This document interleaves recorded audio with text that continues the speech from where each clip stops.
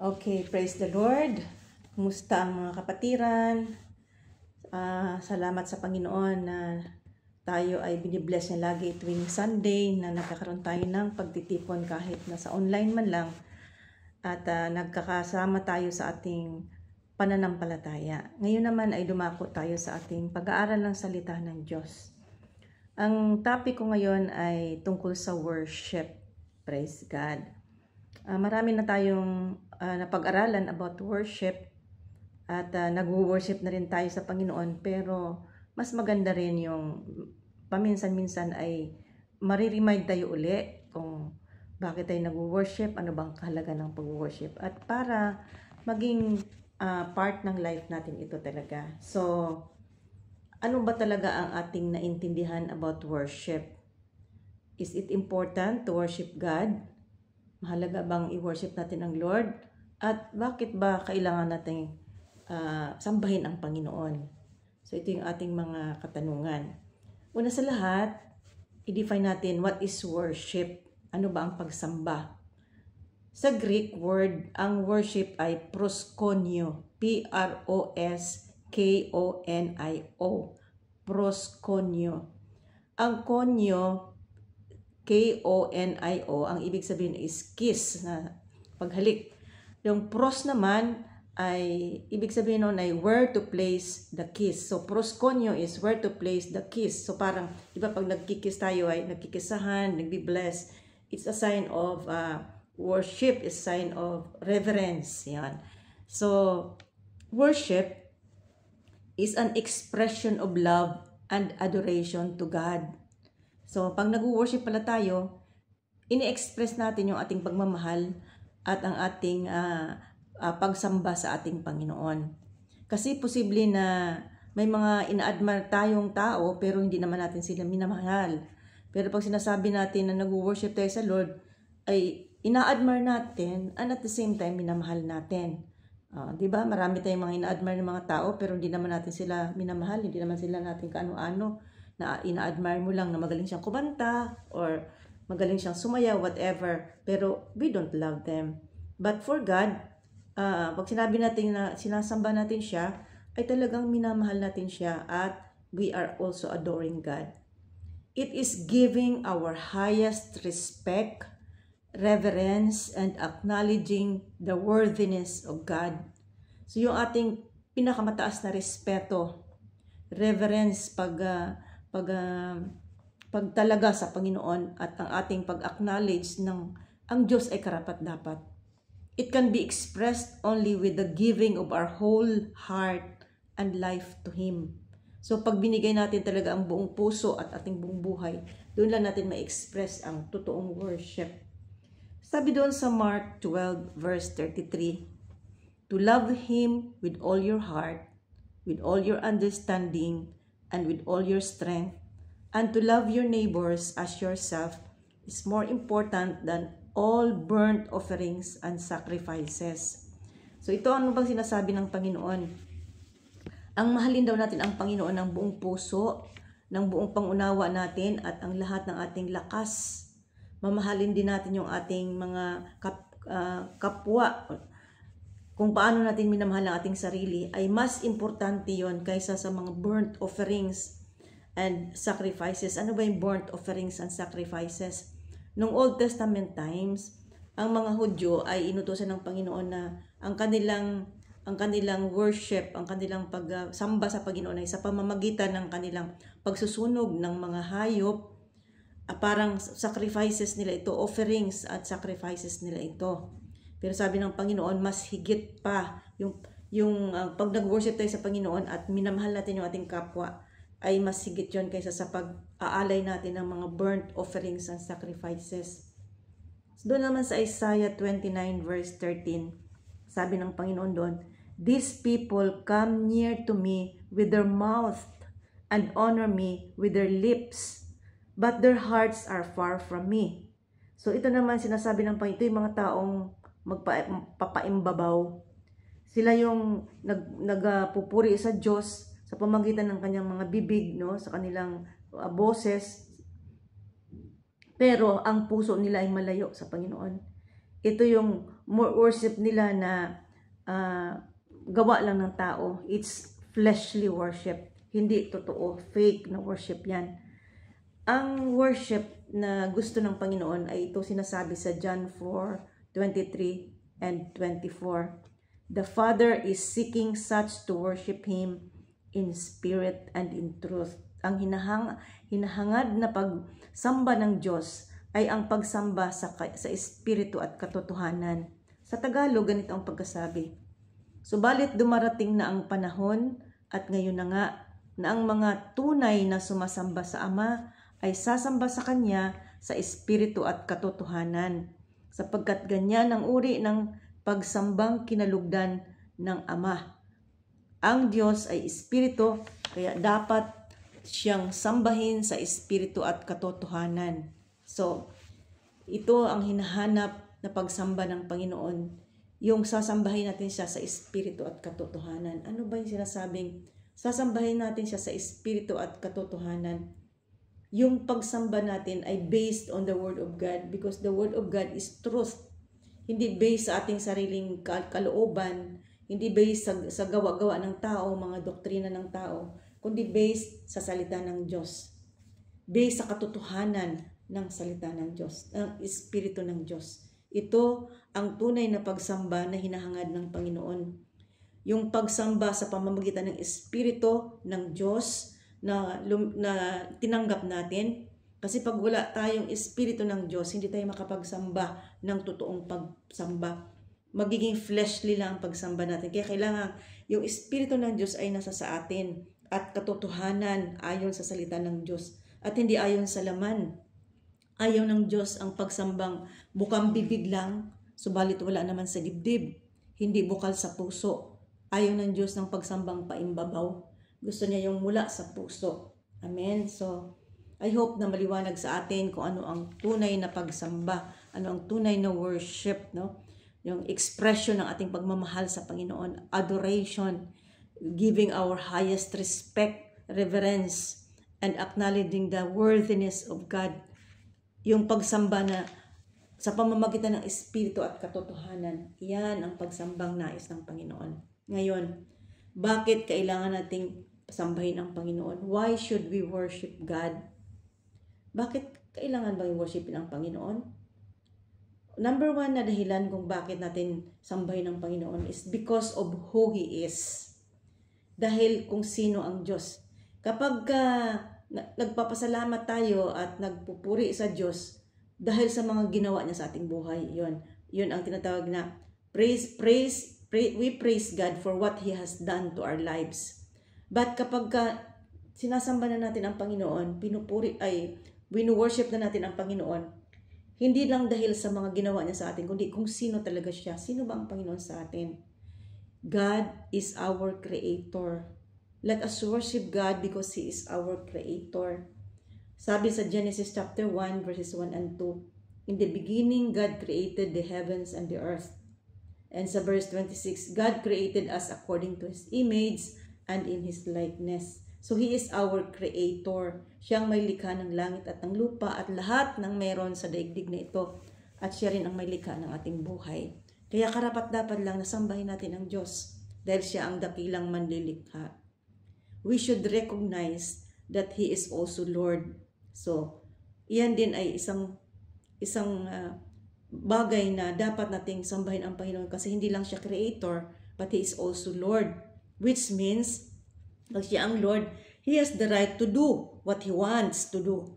And all that He does is right. Yun bang nagpapasakop tayo sa Kanyang Lordship na, Lord, alam mo kung anong ginagawa mo at ang lahat ng ginagawa mo ay matuwid. Yung iba kasing Kristiyano, they murmur and disobey God. They say that Jesus is Lord, pero hindi naman sila sumusunod sa Panginoon. Hindi niya sinusunod ang Kanyang mga utos.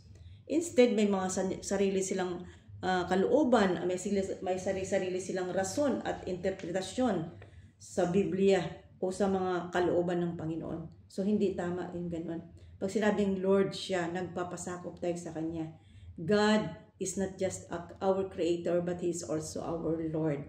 So, yan. Dapat nating sambahin ang Panginoon dahil because of who He is. Pangalawa, we have to worship God because God desires our worship. Gusto ng Panginoon pala na worshipin natin siya. Yung binasa natin kanina sa John 4:23, but the hour comes and now is when the true worshipper shall worship the Father in spirit and in truth. For the Father seeks such to worship Him. Kanina binasa ko lang sa Tagalog, ngayon binasa ko na sa English. So ito ang pagkasabi sa English. For the Father seeks such to worship Him. Yun ang gustong pag-worship ng Panginoon sa pamamagitan ng Espiritu at katotohanan. Pero gusto ng Panginoon na tayo ay sumasamba sa Kanya. Pero alam nyo ba, kung gusto ng Diyos na sambahin natin siya, si Satanas din. Gusto rin niya ang ating worship sa pamamagitan ng ating disobedience. Kaya kapag hindi tayo sumusunod sa Panginoon, nag-worship tayo kay Satan. Kaya dapat lagi tayong sumusunod sa Panginoon para ang Panginoon ang ating wino-worship. Ano pa ang dahilan kung bakit natin sambahin ang Panginoon? We are created for God's pleasure. Nilikha talaga tayo ng Diyos para masiyahan siya. Kaya kailangan natin siyang sambahin kasi kaya nga niya tayo nilikha para masiyahan siya, tapos hindi pa natin siya sasambahin. Ay paano siya masisiyahan sa atin? Kung hindi natin siya susundin, ay paano siya masisiyahan sa atin? Kung baga sa kagaya ng halimbawa, mayroon kang ginawa na isang bagay, halimbawa yung upuan, gumawa ka ng upuan para upuan mo. Pero kung hindi mo naman mauupuan dahil ayaw magpaupo sa'yo, ay walang silbi, di ba? So, God desires our worship. We are created for God's pleasure. Sabi sa Revelation 4:11, you are worthy, O Lord, to receive glory and honor and power. For you have created all things, and for your pleasure, they are and were created. So, kinreate tayo ng Panginoon, nilikha tayong lahat ng Panginoon para sa Kanyang kasiyahan. Kaya ang tanong, kapatid, nasisiyahan bang Panginoon sa pagkalikha sa iyo? Sana lagi nating isipin yun, Lord, nasisiyahan ka ba, Lord, sa pagkalikha mo sa akin? Sana, Lord, ay mabigyan kita lagi ng kasiyahan. Sa Efeso chapter 1 verse 5, sabing ganon, we are adopted as children of God according to His good pleasure. So we become the children of God. Inadapt tayo ng Panginoon kasi ang unang anak ng Diyos ay ang mga Israelita, mga Jews. But we are Gentiles and God adopted us to the true vine. So we become the children of God. Sabi ganun, He adopted us, children of God, according to His good pleasure, para sa Kanyang kasiyahan. And sabi sa verse 6, so that we may praise the glory of His grace, para purihin natin ang kaluwalhatian ng Kanyang grasya. Praise the Lord. So, kung nilikha tayo ng Diyos para sa Kanyang kasiyahan, nawa nga ay sikapin natin na masiyahan ang Diyos sa ating buhay, sa ating pananambahan. Number 4 na dahilan why we have to worship God is, it is for our own good. Para pala sa atin, hindi lang pala gusto ng Diyos na sambahin natin siya. Kasi pag sinamba pala natin siya, ay para din pala sa atin ito. Ito napakaganda sa Zechariah chapter 14, verses 17 to 18. Sabing ganon, and it shall be that those who will not come up of all families of the earth to Jerusalem to worship the King, the Lord of hosts, even upon them there shall be no rain. And if the family of Egypt will not go up, they shall have no rain, but plague. So dito sinasabi ang lahat na ng pamilya sa buong mundo na hindi pupunta sa Jerusalem para magsamba, at ang mga pamilya sa Ehipto na hindi pupunta sa Jerusalem para magsamba ay wala silang ulan. Ano ba yung ulan na sinasabi dito? Rain here signifies God's blessings. So, as we worship God pala, ay mayroon tayong blessings kasi mayroong rain. Kung hindi tayo nag-worship, walang rain, walang blessings. But if we worship God, then we are blessed. As we worship God, we are changed. Nababago rin tayo. From being so humanly, we become spiritual. Worship is God's instrument for us to see Him. Kaya, gusto nating pagpalain tayo ng Panginoon, let us worship God. Because it is also for our own good. Dahil pag nag-worship tayo, may blessing. At kapag nag-worship tayo sa Panginoon, binabago niya tayo from glory to glory. Mula sa pagiging human, nagiging spiritual tayo. Di ba hindi niyo napansin na pag nag-worship tayo, sa umpisa pa lang parang relax lang tayo, parang wala lang. But as we continue to worship the Lord, nagiging deeper ang worship ng Panginoon at bumaba ang presence ng Lord, iba yung pakiramdam natin. 'Di ba? Iba talaga yung nadarama, nadamang-dama mo ang lapit ng Panginoon. Minsan nga napapaiyak ka pa, wala namang nakakaiyak kasi nadama mo yung presensya ng Panginoon. So yun ang dahilan noon. And number 5, reason, worship is man's occupation till eternity. Wala tayong ibang gagawin sa eternal life natin kundi magpuri sa Panginoon. Kaya kinakailangang matuto tayong sumamba ngayon pa lang. Kung kinababagutan mo kapatid ang pagsamba, ay paano na lang pagdating mo sa langit? Dahil puro pagsamba ang gagawin natin. Kaya ngayon pa lang dapat ay ini-enjoy natin ang pagsamba. Dahil kung nababagot ka sa pagsamba, hindi ka karapat-dapat sa langit. Ang nasa sa langit lang ay yung tuwan-tuwa sila, masayang-masaya silang sumasamba sa ating Panginoon. Dahil wala tayong ibang gagawin doon kundi magsamba sa ating Panginoon. That is our occupation till eternity. Sabi sa Revelation chapter 5, verses 11 to 14. Tumingin akong muli at narinig ko ang tinig ng milyon-milyon at libo-libong anghel. Sila'y nakapaligid sa trono, sa 4 na buhay na nilalang at sa mga pinuno. Umaawit sila ng malakas. Ang korderong pinatay ay karapat-dapat tumanggap ng kapangyarihan, kayamanan, karunungan, kalakasan, parangal, papuri at paggalang. Verse 13. At narinig kong umaawit ang mga nilikhang nasa langit, nasa lupa, nasa ilalim ng lupa at nasa dagat, lahat ng mga naroroon. Ibigay sa nakaupo sa trono at sa kordero ang papuri at karangalan, kaluwalhatian at kapangyarihan, magpakailanman. At sumagot ang 4 na nilalang na buhay. Amen. At nagpatira pa ang mga pinuno at nagsisamba. Ganon din sa Revelation chapter 7, verses 9 to 12. Ganito rin ang pagkasabi. Pagkatapos nito'y nakita ko ang napakaraming tao na di kayang bilangin ni numan. Sila'y mula sa bawat bansa, bawat lahi, bawat bayan at bawat wika.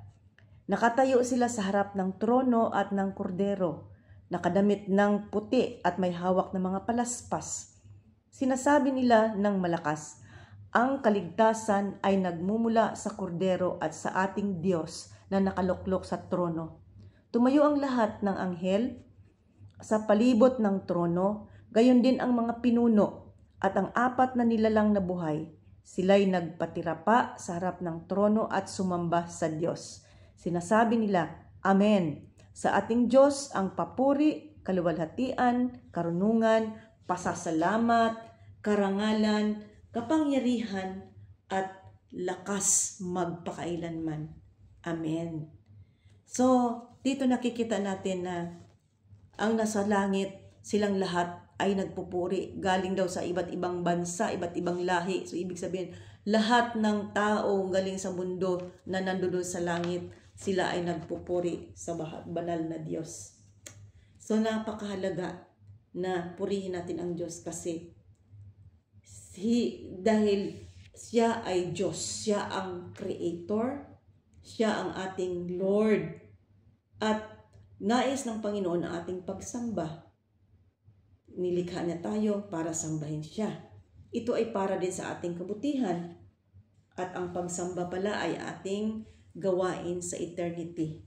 Kaya napakahalagang natututuhan natin at nai-enjoy natin ang pagsamba. Kasi sabi ko nga kapatid, kung hindi mo na-enjoy ang pagsamba dito sa lupa ngayon, kinababagutan mo, hindi ka karapat-dapat sa langit. Kasi sa langit, wala tayong gagawin kundi magsamba sa Panginoon. Okay, so, yun ang dahilan why we should worship God. Ngayon naman, what are the ways in worshiping God? Ano naman ang mga pamamaraan sa pagsamba sa Diyos? Sa pamamagitan ng ating mga awit. Subalit ang ating mga awit, no? Ang ating awit, our words and songs, we usually worship God by our words and songs sa ating mga sinasabi. Panginoon, pinupuri kita, sinasamba kita, tapos umaawit tayo ng mga awitin. Pero hindi lang yan ang importante sa Panginoon. Ang pinaka-importante sa Panginoon ay kung ano ang laman ng ating puso. Nais ng Panginoon na kung ano ang laman ng ating puso, yun ang lumalabas sa ating bibig, yung tunay na pananambahan. As we worship God by our words and songs, it must be sincere that comes from our heart and not lip service only. Hindi lang na umaawit ka lang dahil nakakahiya naman sa song worship leader. Kaya kailangan na talagang nag-worship tayo ay yung tapat, yung nagmumula sa loob ng puso. Ito ang worship na kinalulugdan ng ating Panginoon. Pangalawa, yielding to God and obeying Him. So, nag-worship din pala tayo sa Panginoon, hindi lamang sa pamamagitan ng ating mga salita at mga awit, kundi kapag tayo ay sumusunod sa Kanya at nagpapasakop. We yield to God and obey Him. Sa Psalm 84 verse 10, sabing ganon, kahit isang araw lamang, mas gusto ko sa templo mo, kaysa 1,000 araw na iba ang tahanan ko. Gusto ko pang maging bantay sa pinto ng iyong templo, kaysa ako'y tumira sa bahay ng mga palalo. So, napakaganda ng sinabi nung mga awit dito, nung psalmist, no? Sabi niya, kahit isang araw lang daw, mas gusto niya nandoon siya sa templo ng Panginoon. Kaysa libong beses, no? 1,000 araw na iba naman ang tahanan niya, hindi naman sa templo ng Panginoon, ayaw niya doon. Ang gusto pa niyang maging bantay, kahit bantay lang, sa templo ng Diyos, kaysa tumira sa bahay na palasyo ng mga palalo. Sana gano'n din tayo, Lord, na nais ko lagi na magpasakop sa iyo, nais ko kitang sundin sa buhay ko, na mas gugustuhin kong kapiling ka kaysa sa mga bagay na makamundo. The altar of the Lord is the best place to dwell as we continue to yield to God and obey Him. In spite of problems and trials, the presence of the Lord will abide in us. So, no, kahit na, kumbaga sa kasi, kapag may trials tayo, pag may problema tayo, mahirap magpuri, mahirap sumamba sa Diyos. Pero kung nag-yield, nagpasakop tayo sa Panginoon, at talagang susunod tayo sa Kanya, di ba yung sinasabi ni Santiago, count it all joy, my brethren, when you face many trials and temptations.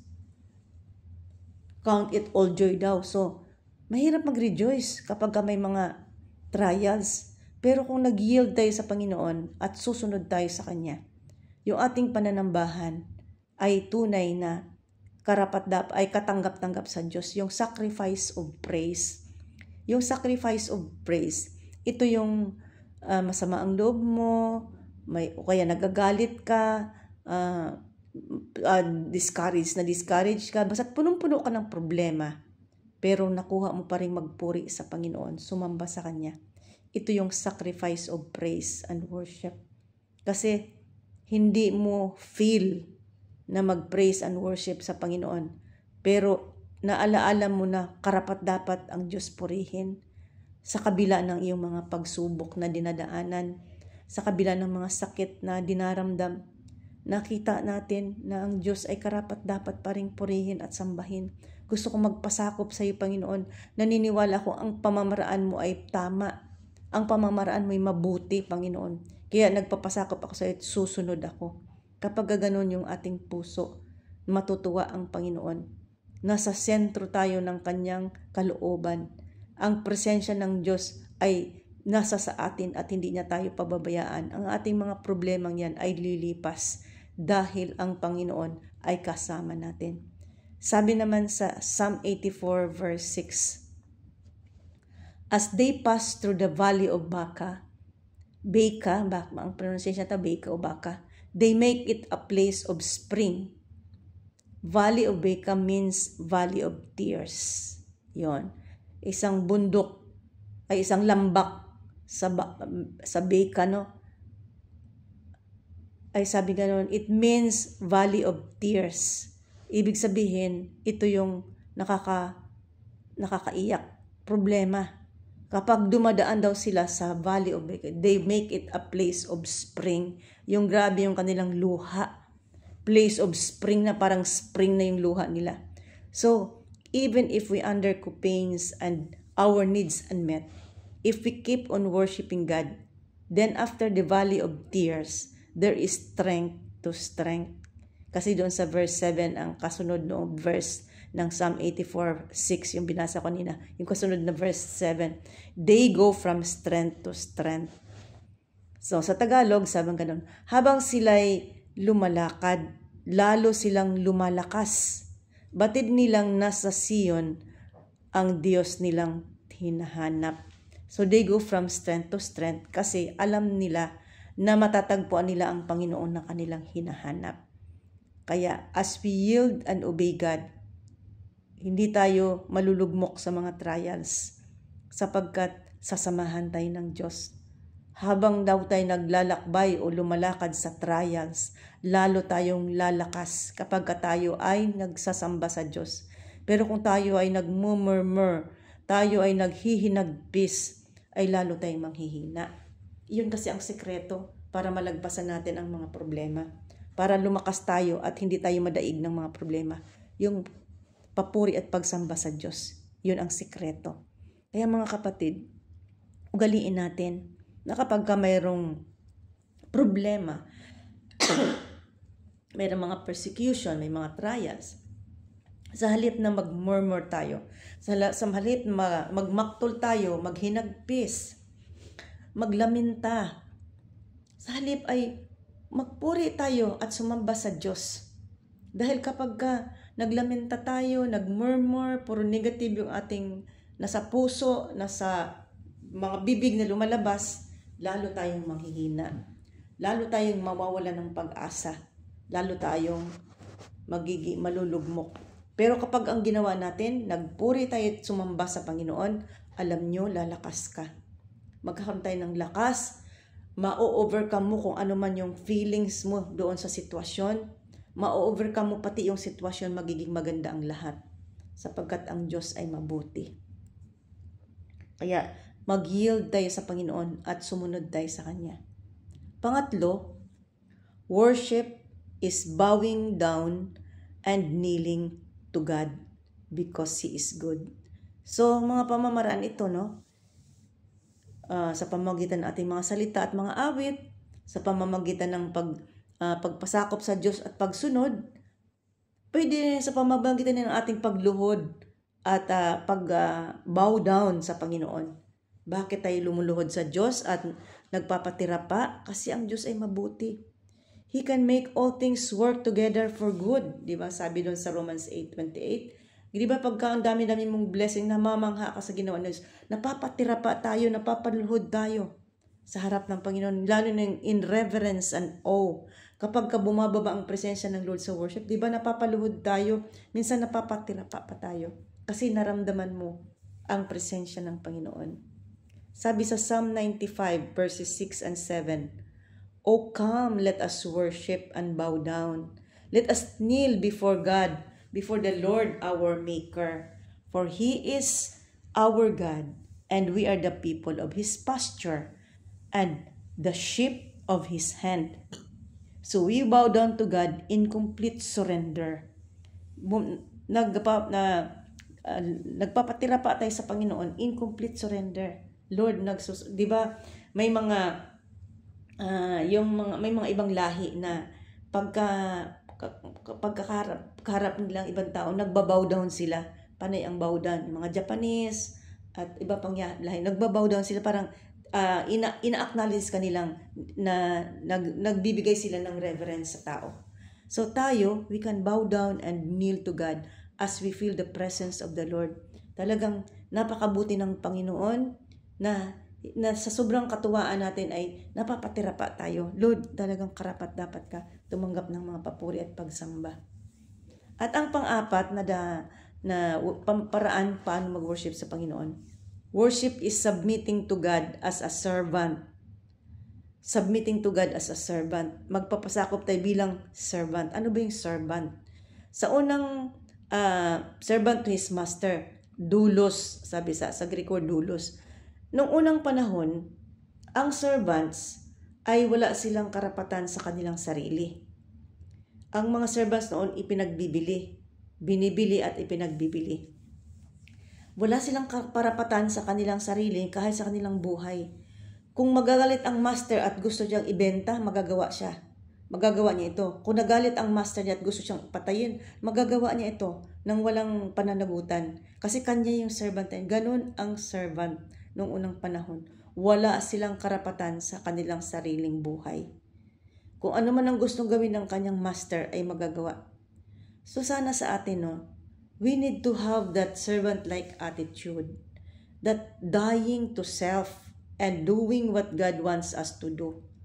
Yun bang, Lord, narito ako, nagpapasakop sa iyo bilang iyong alipin, servant alipin. Lord, pag alipin, gagawin ko kung ano ang gusto mo, Panginoon.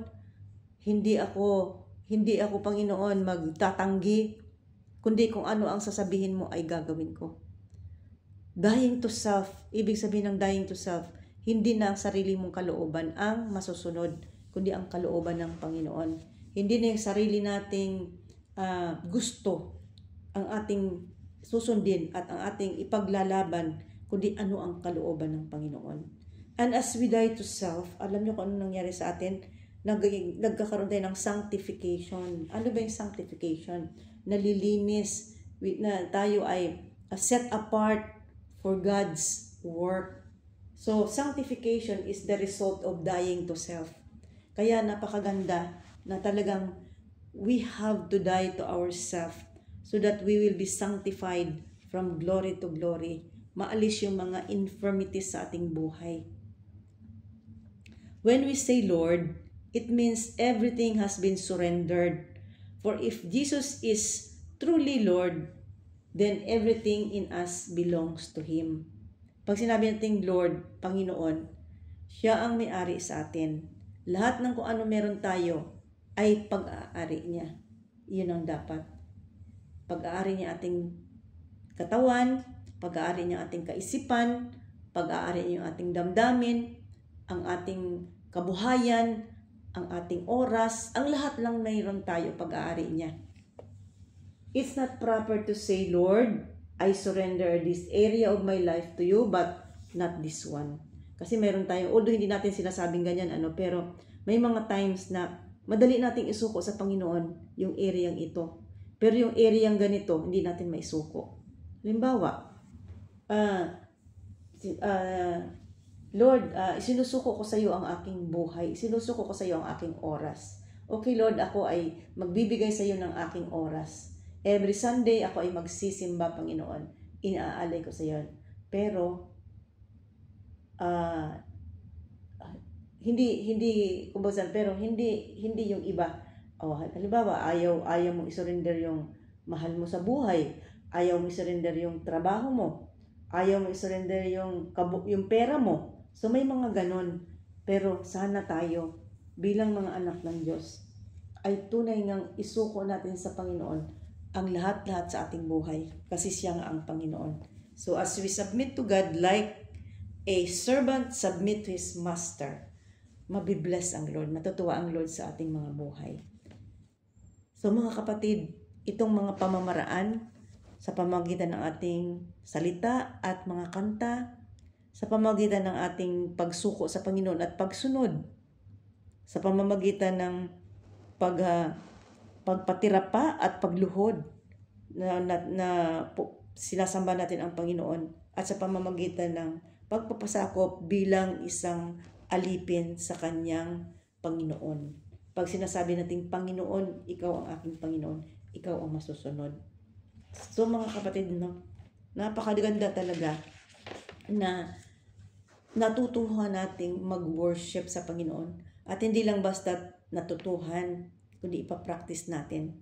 So ngayon in conclusion, ngayon na nalaman natin ang kahalagahan ng pagsamba sa Diyos, nawa ay ugaliin natin ang sumamba sa Kanya 24/7. Hindi lang kung may fellowship. Araw-araw sana nagsasamba tayo sa Panginoon. maging bahagi ng ating buhay ang pagsamba. Yung bang parang hindi ka kampante kung hindi ka nakapagsamba. Di ba tayo mga Pilipino, lagi tayong naliligo. Pagka hindi tayo nakaligo, parang hindi tayo mapalagay. So, sana ugaliin din natin na sumasamba tayo sa Panginoon 24/7 sa ating buhay na Diyos, sapagkat siya ang pinagmulan ng lahat sa mundong ito. Gayon din sa buhay natin, lahat ng meron tayo galing sa Kanya. Kaya maging bahagi ng ating buhay ang pagsamba sa ating buhay na Diyos, dahil siya ang pinagmumulan ng lahat sa mundong ito. Siya rin ang pinagmumulan ng lahat sa buhay natin. At kagaya ng binasa natin kanina sa Zechariah chapter 14 verses 17 and 18 na kung walang worship ay walang ulan. So ito yun, parang kung gagawin nating positive yung word na to na without worship there is no rain. Kung gagawin nating positive ito, ang statement nito ay magiging ganito. If there is worship, there is rain. There will be rain. Kapag may pagsamba, mayroong ulan.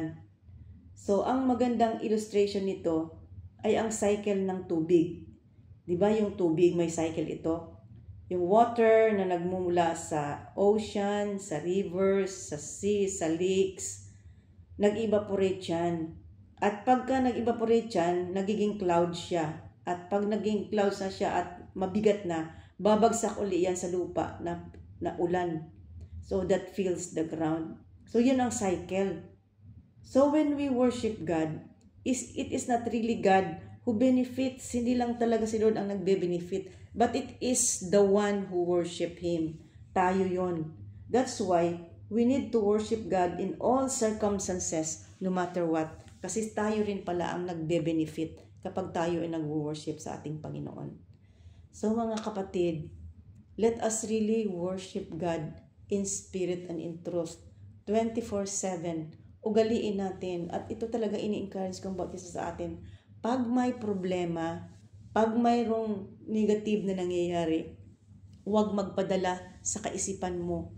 Huwag magpadala sa damdamin mong negative kasi lalo ka lang na malulugmok. Ang gagawin mo, yung sinasabi ni Santiago, count it all joy. Magalak ka kapag ka nagdaranas ka ng kapighatian, ng problema. Hindi ka nagagalak dahil may problema ka. Kailangan magalak ka sapagkat alam mong kasama mo ang Diyos at alam mong tutulungan ka ng Diyos. Yun ang ikinagagalak mo. At kapag sinunod natin ito, na nagpuri tayo, nagsumamba tayo sa Panginoon, sa kabila ng mga persecutions o mga problema na ating dinadaanan, I tell you mga kapatid, makakaahon ka dyan sa iyong negative na sitwasyon. Kasi God will work, gumagawa ang Diyos sa ating, in our behalf, when we worship Him in spirit and in truth, in spite of what is happening. So, sana ang bawat isa sa atin ay talagang magpuri at sumamba sa ating Diyos na buhay 24/7. Kahit anong nangyayari, negative or positive things are happening, let's keep on worshiping God. Amen? Tayo ay manalangin. Panginoong Diyos, marami pong salamat sa iyong mga salita na aming pinag-aralan. Salamat at tinuturoan mo kami kung paano sumamba sa iyo. Tunay nga po, Panginoong, karapat-dapat kang sambahin sa espiritu at katotohanan sapagkat ikaw ang aming dakilang manlilikha. Ikaw ang aming Panginoon. At salamat at tinuruan mo kami kung paano ka namin sambahin sa espiritu at katotohanan. Panginoon, salamat, nagpapasakop kami sa iyo, Panginoon, bilang iyong mga alipin at nawa ikaw ay maluwalhati sa aming mga buhay. At sa mga oras na ito, akin po tinataas sa iyo ang aking mga kapatid, Panginoon, nakasama ko sa online, ganun din ang aming mga pamilya. Lord, amin pong itinataas ang bawat isa sa iyo na ikaw ang patuloy na magpala sa bawat isa. Dalangin ko po, O Diyos, ng iyong kalakasan ay laging mapasa amin. Ang iyo pong presensya po, Panginoon, ang magbibigay sa amin lagi ng gabay. Lord, we pray na magkaroon kaming bawat isa ng tunay na kagalingan mula sa mga sakit-sakit, Panginoon. Abutin mo po ang sino man sa amin ngayon na may sakit in the name of Jesus Christ of Nazareth. As I lay my hands by faith, O God, habutin mo po ang bawat isa sa kanila At i-release mo po, Panginoon, ang pagpapalang kagalingan in the name of Jesus. Lord, lahat nawa kami ay magkaroon ng kalusugan, mabuting kalusugan at pangangatawan, Panginoon. At ikaw po ang mag-provide, magbigay sa amin ng protection laban sa mga sakit at mga disgrasya sa buhay. Nawa, Panginoon, abutin mo rin po ang aming pangangailangan, body, soul, and spirit, maging pangangailangan pinansyal at material. Pupunuin mo po kami, O Diyos. Salamat po, Panginoon. At namin pong pinagkakatiwala sa iyo ang aming mga buhay. Salamat sa iyong dakilang pag-ibig. Salamat sa iyong dakilang pag-iingat sa bawat isa sa amin. At ngayon din po, Panginoon, amin pong itinataas sa iyo ang aming bansa. Patuloy kaming nananalangin, O Diyos, na ikaw ang patuloy na umabot sa aming bansa. Lord, marami na pong nangyari po, Panginoon, mga disastro sa aming bansa dahil sa nakaraang mga bagyo. Nawa, Panginoon, ay tama na po yung mga bagyong dumarating sa aming bansa. Ilihis mo po ang mga bagyo, Panginoon. Lord, have mercy upon our nation, O God. Ilayo mo po kami, Lord, sa mga natural calamities na ito, maging ang pagputok ng bulkan, ang mga earthquake, ang mga sunog, Lord, ang mga baha, Panginoon. Lord, have mercy upon our nation. Iadya mo po sa aming bansa, Panginoon, ang mga kalamidad na ito. At tulungan mo po kaming makaahon yung aming mga kababayang naapektuhan, Panginoon, ng nakaraang bagyo. Tulungan mo po sila, abutin mo po sila, Panginoon, na ang kanilang mga nawala, ang kanilang mga tahanan, mga ari-arian, nawa ay unti-unti ito, Panginoon, na mabalik. Nawa humipo ka ng mga tao, mga organisasyon, mga mayamang tao, Panginoon, na mag-donate sa kanila ng kanilang pangangailangan. In the name of Jesus. At dalangin din namin, Panginoon, na patuloy mo rin pong aliwin ang mga na may mga kamag-anak na nasawi. Ikaw po ang mag-comfort sa bawat isa sa kanila. Salamat po, Diyos, at amin pong patuloy na itinataas din po sa iyo ang aming gobyerno, na maging masigasig po aming gobyerno sa pagtulong, Panginoon, sa aming mga kababayang nasalanta ng baha. Amin po dinadalangin na aming gobyerno ay mabawasan ang Lord, ang corruption, dahil dito sa corruption lalo kami naghihirap. Tulungan mo po ang aming mga government leaders na isagawa nila ang kanilang tungkulin ng may takot sa iyo, Panginoon, at may malasakit sa bayan. Lord, we pray na mabawasan ang corruption sa aming gobyerno, sa aming mga leaders, O God, sa nalalapit na eleksyon, Panginoon, dinadalangin po namin. Patuloy kaming nananalangin, Panginoon, na nawa ay huwag mailoklok sa pwesto ang mga corrupt na officials, O God. At nawa ay yung may mga malasakit po sa aming bayan, ang sila ang maghari sa aming bayan, Panginoon. Silang mamuno. Amin din po dinadalangin, Panginoon, na tulungan mo rin po ang amin pong society, Lord, dahil punong-puno ng kabulukan, daming mga magnanakaw, dami po, Panginoon, ng mga mamamatay tao, mga durugista. Lord, we pray, O God, mga nangingid na, Panginoon, nangunguha ng mga organs, Panginoon, Lord, we pray, mahabag ka po sa aming mga kababayan. Lord, mabawasan itong mga karahasan, itong mga scammers, O Lord God. Lord, nawa ay mahuli itong mga masasamang taong gumagawa ng karahasan sa aming lipunan, at sila po ay mabilanggo, Panginoon, para, Panginoon, mabawasan po, Panginoon, ang marami pong mga krimen sa aming paligid. Salamat po, Diyos, at amin po pinagkakatiwala din sa iyo ang amin po, Panginoon, na ekonomiya. Pagpalain mo po yung aming ekonomiya, Panginoon, para kaming mga Pilipino ay magkaroon ng kasaganaan sa aming bayan.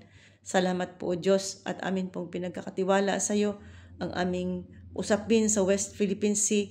Ikaw lang din, Panginoon, naming inaasahan na magtatanggol sa amin. Salamat po, Diyos, at amin pong pinagkakatiwala sa iyo aming buong bansa. Ganun din po aming tinataas sa iyo ang lahat ng bansa sa buong daigdig. We pray for peace, especially sa Russia at saka sa Ukraine. Nawa, Panginoon, ay magkabati na ang dalawang bansang ito. Magtama na po, Panginoon. Matigil na ang kanilang giyera, O God. At lalong-lalo na Israel, Lord. Tulungan mo po ang Israel, Panginoon, sa mga tao, Panginoon, na pilit na winawasak ang Israel. Ang mga terorista, ang Hamas, ang Hezbollah, ang Yemen, ang iba-iba pa, Panginoon, na mga terorista, maging ang Iran, O God. Ipakita mo po sa mga bansang ito, Panginoon, sa mga masasamang taong ito, kung gaano ka makapangyarihan na kaya mo silang lipulin, O Lord God. And we pray na proteksyonan mo po, Panginoon, ang mga Jews, O God, by the precious blood of Jesus, and the whole of Israel, cover it with the precious blood of Jesus to protect them, O God. Dalangin din namin, Lord, sana po yung mga natitira pang hostages, mahabag ka po sa kanila, na sila na po, Lord, ay makalaya na wala ng mamamatay pa. We also pray sa lahat, Panginoon, ng mga Kristiyano sa loob ng Israel at mga Messianic, lalo na yung mga Messianic Diyos na maging mapanalanginin at maging mapagmasid, Panginoon. Watch and pray, O God. At tunay nga po, Panginoon, ihayag ang magandang balita ng kaligtasan upang ang mga hardcore Jews ay maligtas. Kilalanin nila si Kristo bilang Panginoon at tagapagligtas. Lord, we pray na kaming lahat ng mga Kristiyano sa buong mundo ay i-revive mo po, Lord, na maging mapanalanginin, watchful and prayerful kaming lahat, Lord. At amin po, Panginoong, tutuparin ang amin po, Panginoong, mandato that we should go into the world and preach the gospel. Salamat po, Diyos. At kami po, Panginoon, ay patuloy na umaasa na ikaw na Diyos na buhay at makapangyarihan sa lahat, ang siyang magbibigay, Panginoon, ng pagpapala sa mga tao sa mundo at sa mga bansa sa mundo, Panginoon. Nais pa naming mabuhay ng payapa, masaya at masagana. Kaya, Panginoon, tulungan mo po kami sa buong mundo. Marami pong salamat at amin pong pinagkakatiwala sa iyo ang lahat, Panginoon. Lord, we thank you for your goodness. And even now, as we close our fellowship, I just want to release your blessing. The Lord bless you and keep you. The Lord make his face to shine upon you and be gracious unto you. The Lord lift up his countenance unto you and give you peace. So right now, my brothers and my sisters, receive the blessings of the Lord. Receive power and strength from God. Receive the guidance of the Lord. Receive healing and good health in the name of Jesus. And I decree and I declare even right now that we will all live in prosperity. We will all live free from accidents and sicknesses in the name of Jesus. Thank you, Father God. So right now, my brothers and my sisters, go in peace, in victory, and in liberty through Christ Jesus, our Lord and Savior. Amen and amen. Okay, God bless everyone and bye-bye.